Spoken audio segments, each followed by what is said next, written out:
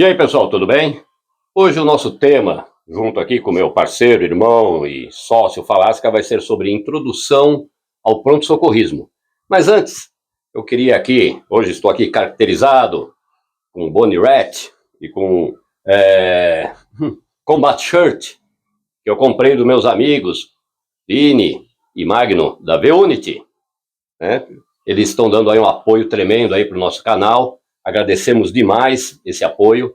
Eu falei para ele, olha, vou estar aí com a roupa que eu adquiri de vocês. Para quem gosta desse tipo de fardamento, equipamento, do exército do mundo inteiro, da França, Inglaterra, entrem lá, vai estar aqui o link aqui do pessoal do V-Unity. Inclusive, eles têm até um leilão às quintas-feiras, com lances a partir de R$10. Então, o pessoal aí está dando uma força para nós. Ficamos honrados pelo apoio deles.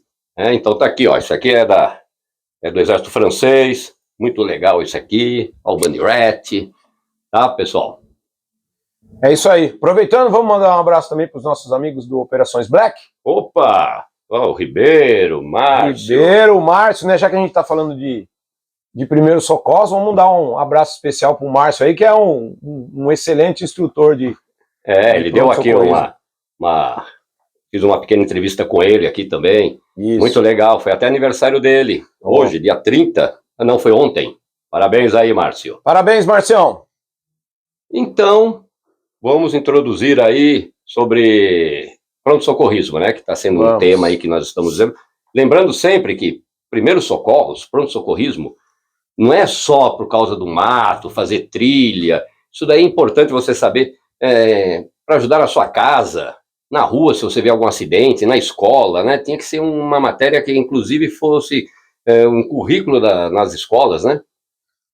Infelizmente é isso que acontece. E você falou de que não é só situação de mato dentro da sua própria casa, né?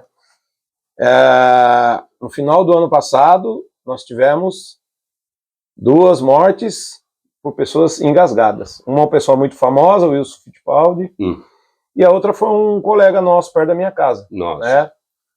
Ceia de Natal, lá se engasgou com um pedaço de carne. E, infelizmente, veio a óbito e é uma coisa muito simples da gente estar resolvendo. Inclusive, passei com a minha mãe. A minha mãe, a questão de 2 dias atrás, ela se engasgou com um pedaço de batata. E eu tive que fazer a manobra lá de Heimlich. Esse é o nome? Manobra de Heimlich. Heimlich. Isso. Aí saiu voando, ó. Então é importante. E para iniciar, né, até fizemos aqui anotações para conduzir esse tipo de instrução, né, porque primeiro vamos falar sobre os mandamentos do socorrista. Né, que nem aqui no caso tem o primeiro. Primeiro mandamento do socorrista: mantenha a calma. Bom, antes de falar de mandamento do socorrista, então eu vou te falar. Assim, você vai ver mandamentos do socorrista, dependendo da fonte que você vai procurar, tem outras, né? Umas tem menos, outras tem mais. Mas vamos fazer assim, isso aí não é receita de bolo.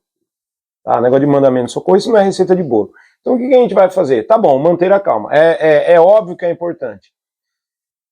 Tem uma razão, a principal razão que faz você manter a calma é o quê? É você ter conhecimento. Correto. Tá? Então, assim, você vai se prontificar a fazer um socorro, você tem que ter conhecimento, você tem que ter preparo. Esse é a base da pirâmide para você ter calma, você ter a confiança, saber que você tem conhecimento. Que nem aquela frase lá, né? Não é só correr, é socorrer, né? Não é só pegar e sair correndo. E outra coisa, né? De você ter a calma, de você manter a calma. Imagina a vítima numa situação grave, consciente, e sentir que o socorrista não está calmo. Ele está nervoso. Não oferece segurança. Tá? Então, o manter a calma, a gente vai ter justamente por causa disso. Manter a calma. O segundo seria acionar socorro especializado. Socorro especializado, ali eu entendo assim, se você tem um preparo, tá? Aí é mais no caso do seguinte, você, por exemplo, você está numa situação de mato, não é? O socorro especializado aí eu entendo da seguinte forma, é o transporte, tá? Socorro especializado, óbvio, dependendo da situação que a vítima está, ela vai precisar de um acompanhamento hospitalar. Aí o transporte, o socorro especializado seria justamente para isso, estabilizar a vítima, ter um transporte mais adequado para estar levando, dependendo do quadro, né? Mas sempre é útil você chamar o socorro adequado. Ter o conhecimento, pelo menos, para não agravar a situação da vítima lá, né? Exato. Outro terceiro mandamento é verifique riscos no local. Vou te dar um exemplo, tá? Você sabe que uma vítima, por exemplo, ela está com fratura. Suspeita de fratura na coluna cervical. Tá? E vamos supor que essa vítima ela está embaixo de uma estrutura e essa estrutura está com risco iminente de cair. Ah, não, tem que esperar o socorro de emergência, tem que esperar uma máquina para estabilizar ela. Aí vem a casa cai lá, a laje, literalmente a casa cai, né? A laje cai em cima da pessoa. Então, você tem que fazer essa verificação de risco no local justamente por causa disso. Olha, é conveniente esperar o socorro chegar, ó, isso aqui, por exemplo, uma árvore. A árvore está na iminência de cair, o cara está embaixo da árvore, você não vai tirar? Então, Deslizamento, qualquer tipo de coisa disso aí. Você tem que avaliar o seguinte, tá? Qual que é o risco maior de você remover a vítima quando você não tem, por exemplo, uma forma mais correta de estabilização da vítima? Ou o que adianta, né? É melhor o cara ficar paraplégico ou perder a vida, se você está vendo que o risco iminente é muito maior e você ter que remover a vítima dali. São segundos para decidir. Então ali é o seguinte, né? O treinamento e o bom senso também conta, né? O quarto mandamento, aqui no caso, é manter o espírito de liderança. E aí? Bom, manter espírito de liderança, imagina você numa situação de emergência e todo mundo gritando, parece uma feira, né?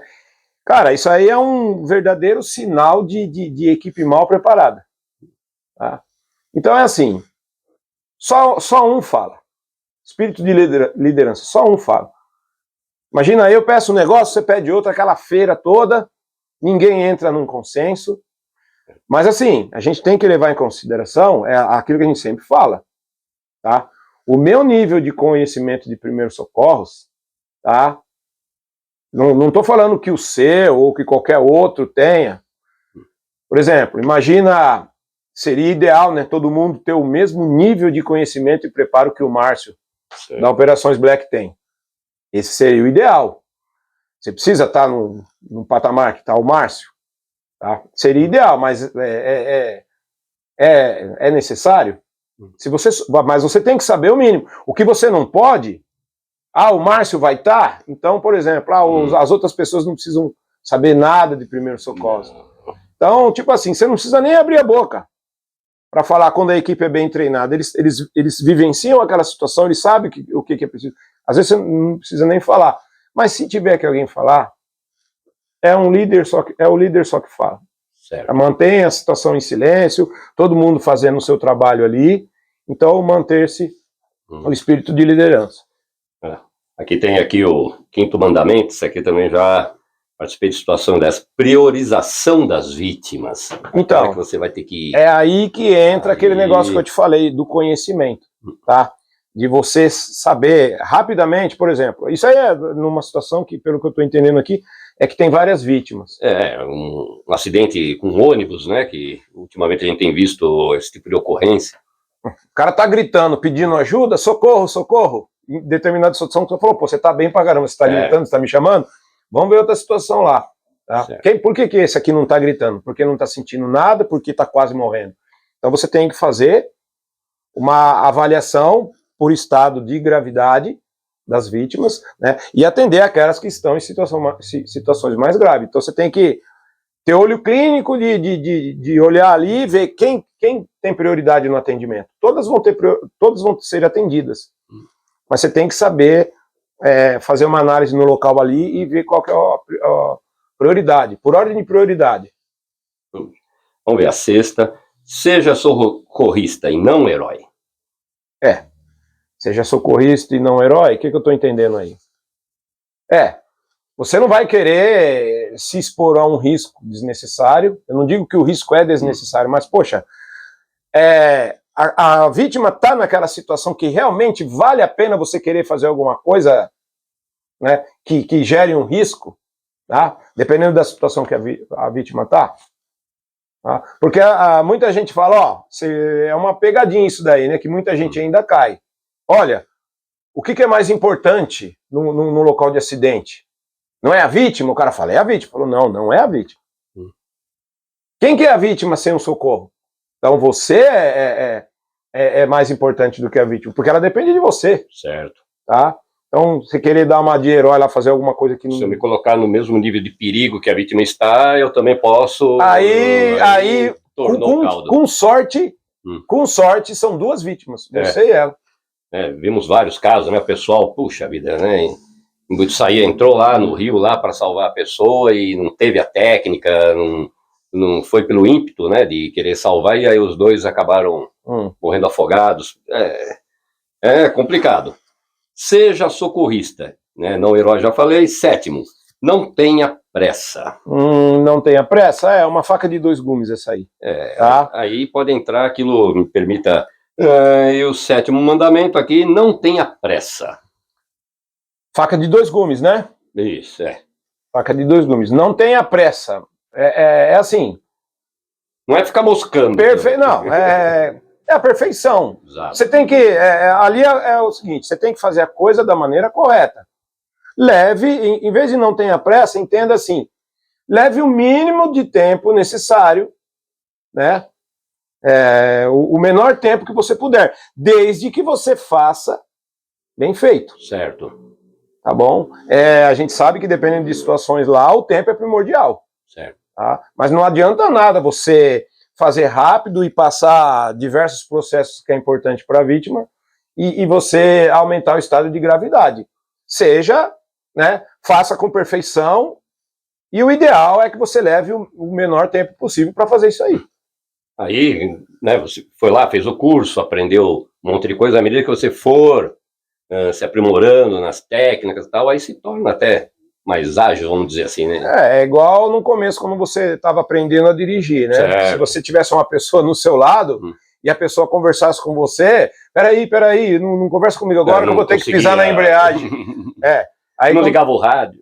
Agora você faz 10 coisas ao mesmo tempo e já é mecânico, você sabe que tem que pisar na embreagem.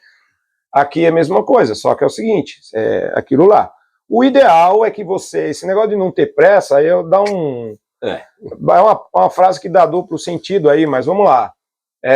Faça perfeito no menor tempo possível. Agora, o que você não pode é deixar a perfeição de lado, fazer bem feito e priorizar a pressa. Que nem uma daquelas frases lá dos snipers lá, dos mariners lá, né? Devagar é preciso, preciso é rápido. Aqui a 8ª, tenha bom senso.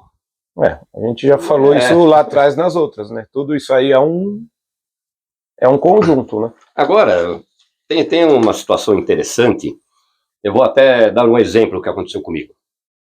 Uma vez eu estava sozinho fazendo uma trilha, né? Lá, Paranapiacaba, Poço das Moças. Aí eu estava subindo, né? Ia fazer um bate e volta. Aí eu encontrei, a cena foi o seguinte, encontrei um senhor, já até um pouco obeso, né? A mochila dele do lado, estava num barranco, ele, pumba, caído.